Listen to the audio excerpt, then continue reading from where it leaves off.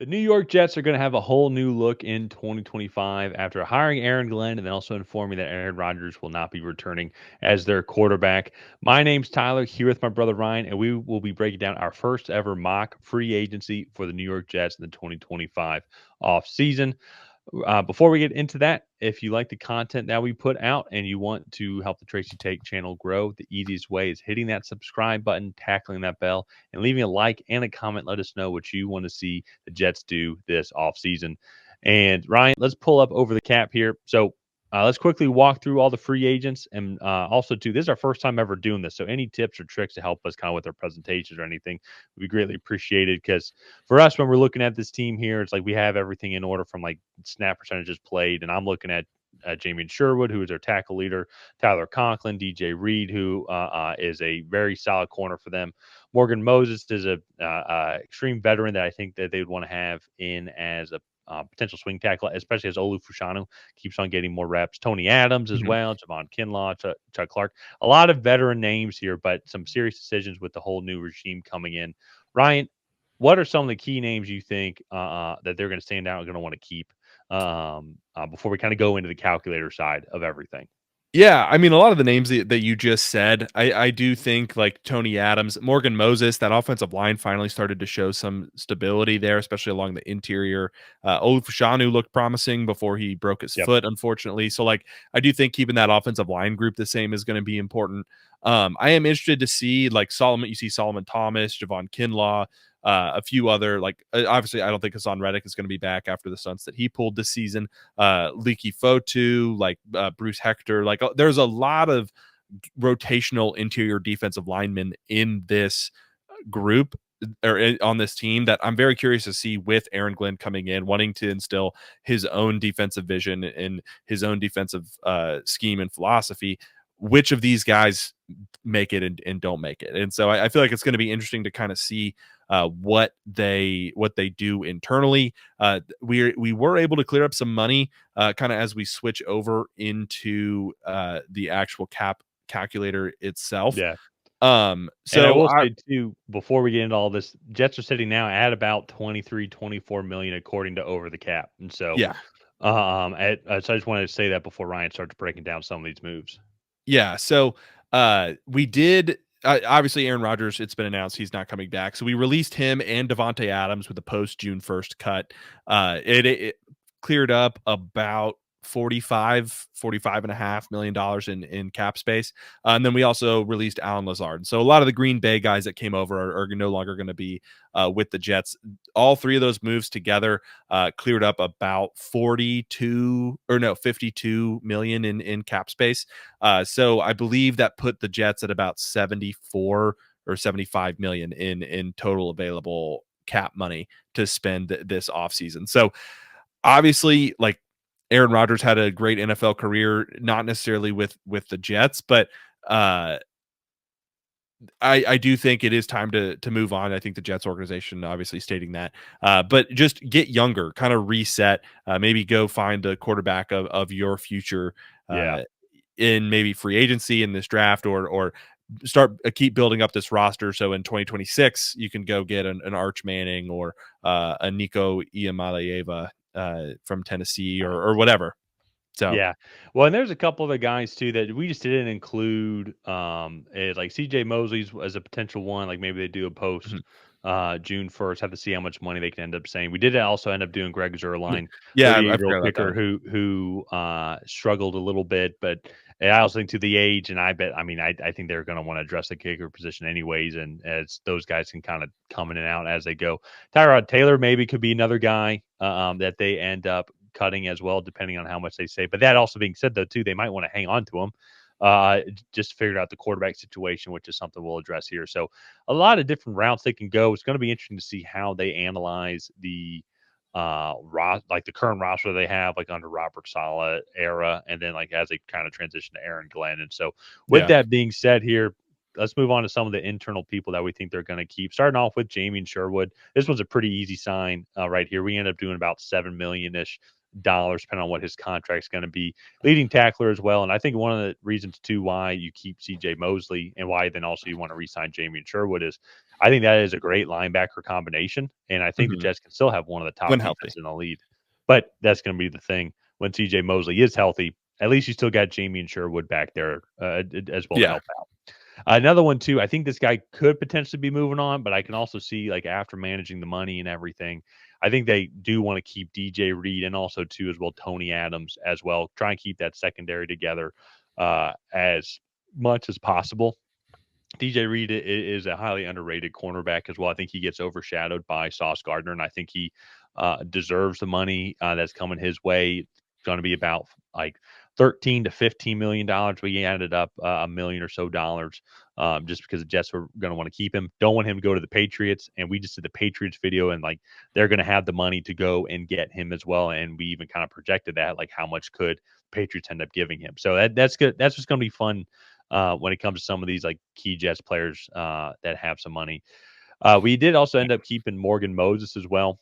We chose him over Tyron Smith because I think you're still going to want to have that veteran tackle presence in there, and still he's still solid when healthy, and like just to have that veteran leadership in that locker room, especially for the younger offensive linemen like Olu, like Elijah Vera Tucker, on how to keep improving and being just the professional as the Jets are still trying to keep that offensive line as healthy as possible. And the last thing we ended up keeping here as well was going to be tight end Tyler Conklin. Reason why we did that is just because of this overall tight end class, and then like where tight end free agency class. This is a good tight end draft class, and so I could see them going that route in the draft at some point, maybe trying to get a guy Yeah. to groom. But still, though, Tyler Conklin, I know him and Rodgers connected a decent bit, but it's I'm curious where else you would go when you go look at some of the other top tight end free agents. You might as well kind of keep him in New York because he's going to be familiar with everybody here. But he's a top guy according to Spot Track as right now. But like Jawan Johnson, I think would be pretty much the same thing. Mo Alley Cox isn't better. Durham Smith isn't really better. Harrison Bryant, Farrell Brown, Austin Hooper. I mean, maybe Zach Ertz if he'd want to leave Washington and go to New York. But that's what I'm saying. Tight end wise, Yeah. I don't really know where else you could go and get better. And not saying Tyler Conklin's great, but they're definitely worse guys. So Yeah. we kind of included that in there, and maybe it's a little high of a cap, but that's kind of what he was projected at going at, is in that 8 to 9 million range. Yeah, and also too, like Tony Adams might get more money than 3.5. So, average wise, I think those contracts kind of balance each other out just on total amount spent. So, all in Yeah. all, I mean, keeping the internal free agents that I think Jets fans want. Moving on from a few others, one of the areas that we didn't really re-sign anybody was that defensive interior, and so as we kind of move into the external free agents, Aaron Glenn coming from Detroit, one of his guys is hitting unrestricted free agency, and that is Levi Onwuzurike, the interior defensive lineman, kind of playing next to Aleem McNeil, that I think can come in and do a really good job there. So we signed him to a 2-year, $10 million deal. I mean, just a solid player. I think he's going to pair well with Quinnen Williams. Again, Aleem McNeil is a Quinnen Williams type defensive tackle where he's explosive, gets up the field, and Levi Onwuzurike complemented him very well. And so I do feel like that could be a good potential fit there for the Jets. So Where does that next put up, them at cap space now? Let's keep it check. 40. Let's keep. Oh, sorry. I can see it on my screen, but I guess not on here. So it puts them at 41.1. Okay.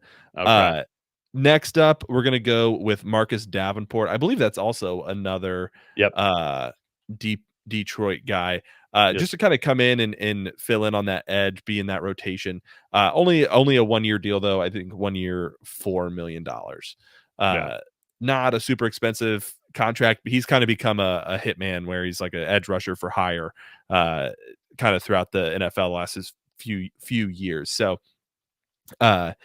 continuing on with that edge position, we're going to go with John Kaminsky. Well, I guess he's an interior defense lineman, but just continuing to strengthen up that interior around Quinnen Williams. And Detroit, another Aaron Glenn guy. yeah, also another Aaron Glenn guy. But Detroit had some of the most subs across their off or defensive line of any team in the league last year, keeping those guys fresh. And so I feel like coming from Detroit to New York. New York will probably start having a lot more defensive line rotations coming their way. So he was a 1-year, $3 million deal. So, all I like it. right. So that right there already, I mean, just getting other good role players around Quentin Williams, and is these moves then definitely still don't prevent you from going for Mason Graham at 7 or Yeah. James Pierce Jr. if that's the route that you guys want to go, or shoot if Abdul Carter somehow fell to you guys, and so or still addressing it with some other great defensive line guys because this is going to be the class to go after it. So these are going to be key guys that Aaron Glenn knows can come in provide a lot of reliable minutes and can be starters if need be.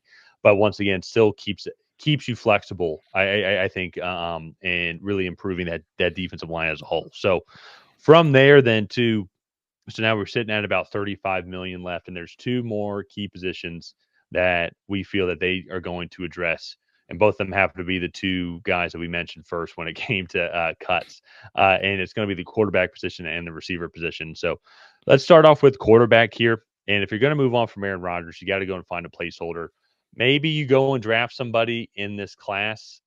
It's highly unlikely. I think that they're going to get Cam Ward or Shador Sanders, Yeah. unless they trade up for them right here. But I do think that they will make a splash in free agency and go after, hopefully, to find lightning in a bottle, similar to what the Vikings got with Sam Darnold. And we ended up with Justin Fields. That's been a pretty common link I've been seeing, and I think everybody's been seeing. And I think it could be something similar as well to what Justin Fields has, what Sam Darnold got, something $10 million, just like a 1 year kind of prove it deal, just like that, and then go from there. Um, Aaron Glenn, I think it's going to be similar kind of leash that Kellen Moore is going to have in New Orleans. Is like, let's just try and build up a good team. Let's try and do this the Mhm. right way. And so let's go get a quarterback that has been around the league sometime, was a top 12 pick. I think he was picked 11th actually. Yeah. And so I mean, he's got talent there, and and he knows his way around the block. So why not? And the worst case Yeah. scenario, like you said, if it's really bad, they can be aggressive next year in a much better quarterback class. Even though Yeah. like it's tough to project a year out from now. But I And will then say, sorry, before we go move ahead. on, this was the situation that like Baker Mayfield was in on like I think third or fourth team in 3 seasons, like Yeah, just kind of playing the backup in Carolina, gets cut and then moved out to LA. Like and then he goes to Tampa. They make some good moves around him this past offseason to allow him to have his best career season yet in 2024. But like really kind of improved and took advantage of his opportunity when he got it down there in Tampa. And so you could really find a guy like Justin Fields that's going to come in and be your starting quarterback for the next 5-10 years. yeah, yeah. Well, to see, and that's the beauty of this, though. And so, I think you go and do that, and then I think then the next thing, if you're going to go do that, you obviously have Garrett Wilson, but you're going to want to go and find some sort of receivers to go after. And if you're kind of looking at the top of the line here, receivers, that guy could be like game breaking. Stephon Diggs could be that potential guy.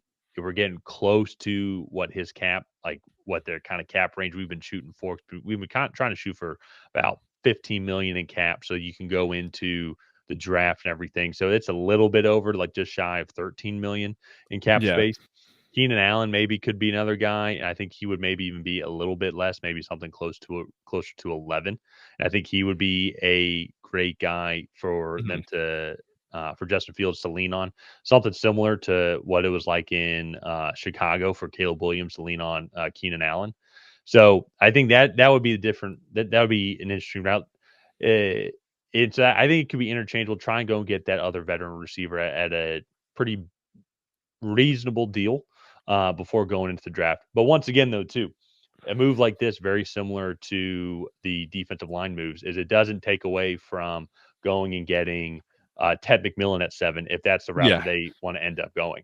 So, Yeah, no, I think this like these moves or specifically like the Stephon Diggs and Justin Fields moves, like yeah, like you could get great play from these guys in 2025. They could also be duds. And that is like kind of the risk there with signing these kind of one-off like 1-year contracts a little bit of an unknown with Stephon Diggs being 32, coming off a torn ACL. Justin Fields wasn't started 6 or 7 games last season.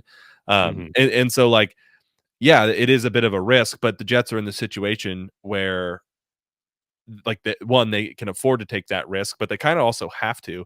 And so because of that, when you come into the draft, you're more just taking best player available.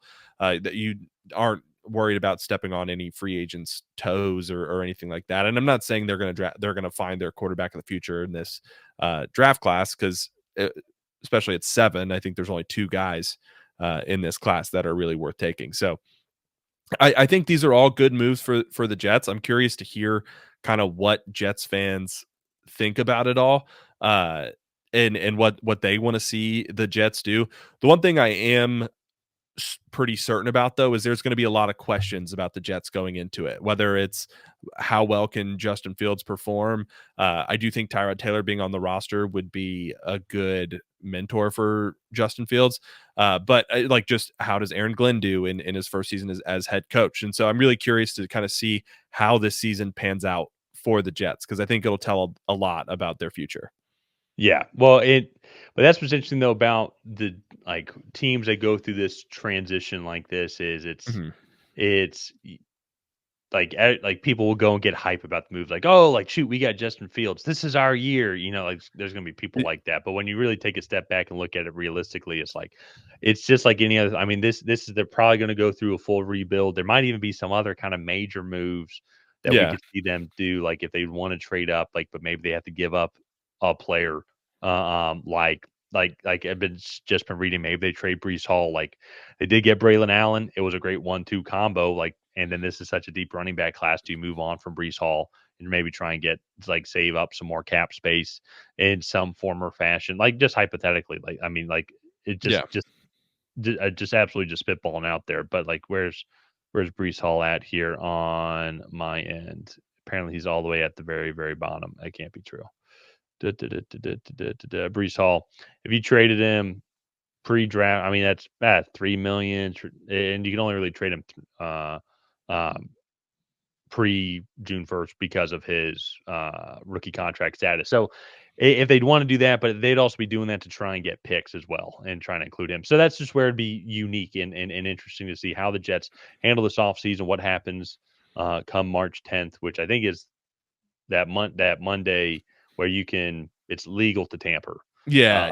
Unlike the Falcons, those dates don't apply to us, obviously. And so then like March 12th, free agency officially starts. Yeah. So I don't know. Maybe I'm just stupid. I never understood, like, do you have the legal tampering period? So like you can verbally agree to contracts, you just can't sign them until Wednesday. Well, and then what's funny too about like with the Falcons case and with Kirk Cousins, it's like he spoke to the medical doctor about it, and I'd be like, okay, I maybe not want to speak to the team. I get that, but then what's stopping what's stopping the medical doctor sending a friend, be like, hey, I don't work for the Atlanta Falcons, but like, let's talk about your medical history. Like nod, wink, wink. It like Yeah, that. yeah. Be like, and Kirk Cousins is like, oh, well, yeah, let's talk to this random stranger. Like, so I think there's so many other ways around it, but Well, and I also think there's maybe it videos goes of to show how bad the Falcons were at it. well, yeah. But like there's videos too of like coaches going up to players like after games and being like, "Hey, like I know you hit free agency, like we'd love to have you on our team. Like we'll be in touch." Like, and it's like Yeah. that is technically tampering also. Like you're not supposed to be able to do that in the middle of the season. So like I don't know. It doesn't make sense to me. I think they should be like there shouldn't be a tampering period. It should just like, all right, new league year, you can go sign wherever. But anyways, off topic. Let's wrap this video up before we continue to say more random things that don't relate to the Jets free agent targets here. So let's go ahead. If you haven't already, please go ahead and like and subscribe. That is the best way to help out the channel. While you're down there, leave a comment on what you thought of this Jets mock free agency. Did you love it? Did you hate it? What would you have done differently? And other than that, we will see you guys next time.